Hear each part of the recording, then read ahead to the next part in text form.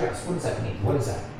Because if I don't tell you what it is, I can't tell you what to do. So first I have to tell you what it is.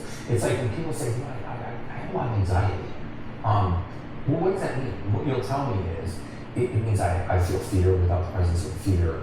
I'm anxious about the future. I worry that things are going to happen that usually don't happen, that usually never happen, but it's going to stop me from worrying that it's going to happen, right? So to identify the best way to address this, we have to understand what it is. So I'll tell you what stress and anxiety are. They are a rise in a class of neurotransmitters called catecholamines. So in other words, there are 4 neurotransmitters. These 4 neurotransmitters are involved in fight or flight, right? They're the same 4: ephedrine, epinephrine, ephedrone, and dopamine, okay? When these 4 neurotransmitters rise, you feel fear. You feel the presence of fear.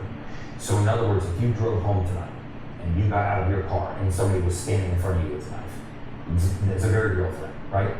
Catecholamines would dump into your brain. Your body would flood with adrenaline and dopamine, and what would happen is your pupils would dilate, your heart rate would increase, your extremities would flood with blood, and you would start having a fight or flight response, right? Because the presence of this fear causes the dump of catecholamines. So let's take another scenario where you drove home and you laid down in your bed at night and you just started thinking about getting eaten by a shark. You really ruminated on getting eaten by a shark. You could have the exact same reaction. How is it that you could have the same reaction to the presence of an actual fear as to one that was entirely imagined? Because both are exactly the same thing. At their core, they're both a rise in catecholamines. So now we know that when catecholamines rise, creates this heightened state of stress. It creates a heightened state of awareness. It will cause your mind to race. It will usually cause you to consider only worst case scenario. It will keep your mind awake at night. So one of the things that stress does, which is a rise in catecholamines, is when you lay down to go to sleep at night, your body tired, but your mind is awake. Right, so when you say somebody's suffering from stress, let's just define it. Somebody's suffering from excess catecholamines. When they're suffering from excess catecholamines, instead of going to bed at 2, they're going to bed with these levels at about 6. So what happens? Well, you're not having a fight or flight response, but you are laying in bed awake, ruminating about your day. Did I get everything on my grocery list? Did my belt watch my shoes today? Should I return that email? What about that Instagram post I forgot to do? Right? Just whatever the thought of the day is. This is happening. Stress is causing this weighted state, because it's causing an elevation of catecholamines. So the enemy here is the elevated catecholamine. And this is the cause of anxiety. Right? So now we have an enemy. We know that when catecholamines rise, I feel fear. And I don't need the presence of a fear. Somebody that's truly suffered from anxiety, if you ask them these 3 questions, you will quickly find out that it is not coming from a cluster of symptoms. It's coming from their physiology. If you say, have you had this on and off throughout your entire lifetime? They'll say yes. If you say, can you always point to the specific trigger that causes it? They'll say no.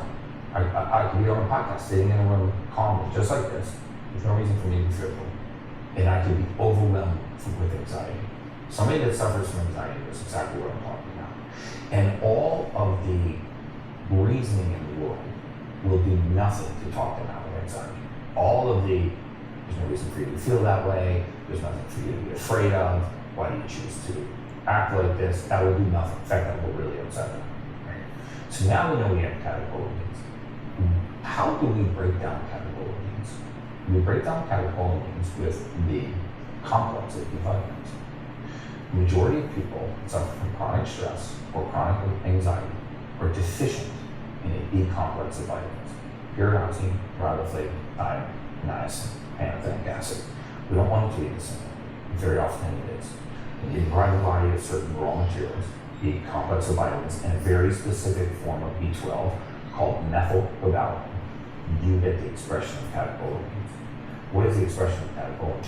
Fear-based neurotransmitters. What are fear-based neurotransmitters? Stress, anxiety, anxiousness. Right? So is it possible that we are experiencing heightened states of stress and anxiety and anxiousness because we're nutrient deficient? Absolutely. And I think the majority of us are not handling stress well because we're not handling catecholamine rises well because we don't have the nutrients break them down. And so this is why you can take